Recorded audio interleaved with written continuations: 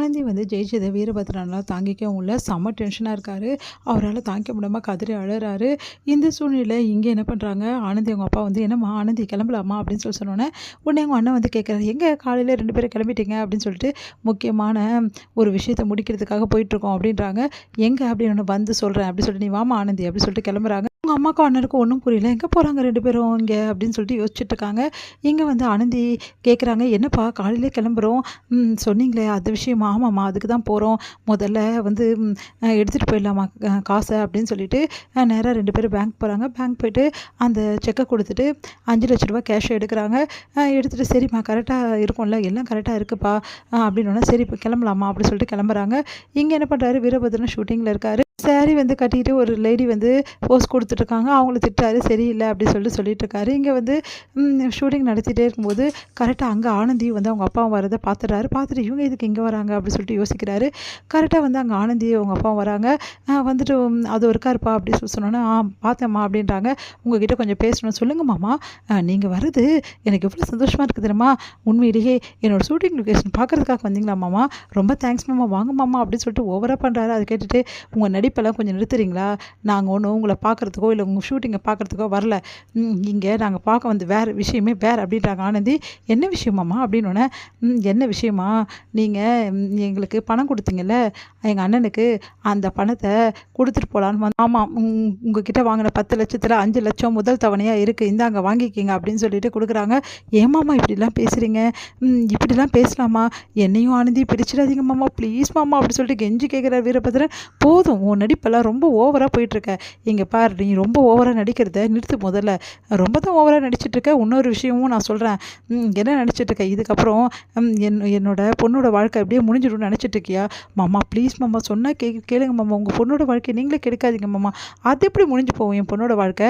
என் பொண்ணோட வாழ்க்கை இதுக்கப்புறம் கண்டிப்பா ஆரம்பிக்கும். நான் இன்னொரு வாழ்க்கையை என் பொண்ணுக்கு ஏற்படுத்தி குடுப்பேன். அவள சந்தோஷமா வாழ வைப்பேன்" அப்படின்றாரு. அத கேட்டு வந்து ஆனந்தி அதிர்ச்சி அடைகிறா. வீரபத்ரன் அதிர்ச்சி அடைகிறாரு. உடனே வீரபத்ரன் வந்து அப்படியே பார்க்குறாரு. பார்த்து, "ஏன் மாமா இப்படிலாம் பேசுறீங்க?" அப்படின்னு. "அப்படிதான்டா பேசுவேன். நீ எவ்வளோ தைரியமா இருந்தா என் பொண்ண இந்த அளவு கஷ்டப்படுத்தியிருப்ப. இதுக்கு எல்லாத்துக்கும் உனக்கு கண்டிப்பா வந்து ஒரு நாள் தண்டனை இருக்குடா. அதுக்கு முன்னாடி உன் பணத்த குடுத்துட்டு போலாம் தான் வந்தோம். இதுக்கப்புறம் என் பொண்ணு வாழ்க்கையில ஏதாவது தலையிட்ட உனக்கு அவ்வளதான். மாமாம்மா ப்ளீஸ் மாமா" உடனே, வாய மூடுறா. மாமான்ற வார்த்தைய ஒரு வார்த்தை கூட என்கிட்ட சொல்லக்கூடாது நீ" அப்படின்னு சொல்லிட்டு, "குடும்மா அந்த பணத்த. இந்தாடா" அப்படின்னு சொல்லிட்டு மூஞ்சில விட்டு எறிகிறாரு. உடனே அங்க ஃபுல்லாவே வந்து அப்படியே பணமா விழுந்து கிடக்கு. "வாம்மா போலாம்" அப்படின்னு சொல்லிட்டு கூட்டிட்டு போறாரு அவங்க பொண்ண. செம்ம டென்ஷன் ஆயிறாரு வீரபத்ரனால தாங்கிக்கவே முடியல. "இந்த அளவு என்ன இன்சல்ட் பண்றீங்களா? உங்கள விடமாட்டேன். ஆனந்திய எப்படி என்கிட்ட பிரிக்கிறீங்கன்னு பார்க்கலாம்" அப்படின்னு சொல்லிட்டு செம்ம டென்ஷன் ஆகுறாரு. இங்க ஆனந்தி வந்து அப்படியே பிரமிச்சு அவங்க அப்பாவே பார்த்துக்கிட்டே ரோடெல்லாம் நடந்து வராங்க. அத பார்த்துட்டு, "என்னம்மா அப்பாவ அப்படி பார்க்குற?" அப்படின்னோனே, "இல்லப்பா உண்மையிலேயே" அப்படின்னு சொல்லிட்டு அப்படியே கைய பிடிக்கிறேன். "என்னம்மா ஆச்சு?" அப்படின்னோனே, "அப்பா நீங்க அப்பாவா கிடைக்க நான் குடுத்து வச்சிருக்கணும்ப்பா. அந்த வீரபத்ரன் எப்படிலாம் என்ன அசிங்கப்படுத்தியிருப்பான், எப்படிலாம் என்ன அழ வச்சிருப்பான் தெரியுமாப்பா? ஆனா அதுக்கு எல்லாத்துக்கும் சேர்த்து வச்சு இன்னைக்கு நீங்க குடுத்த அடி இருக்கே, அவன் வாழ்க்கையில மறக்க முடியாதுப்பா. ரொம்ப தேங்க்ஸ்ப்பா" அப்படின்னு சொல்லிட்டு சொல்றாங்க. "என்னம்மா நீ இப்படி சொல்ற? என் பொண்ண அந்த அளவு அழ வச்சிருக்கான் அவன சும்மா விட சொல்றியா? இதெல்லாம் அவனுக்கு சாதாரணமா? இன்னும் அவனுக்கு நிறைய தண்டனை கிடைக்கணுமா?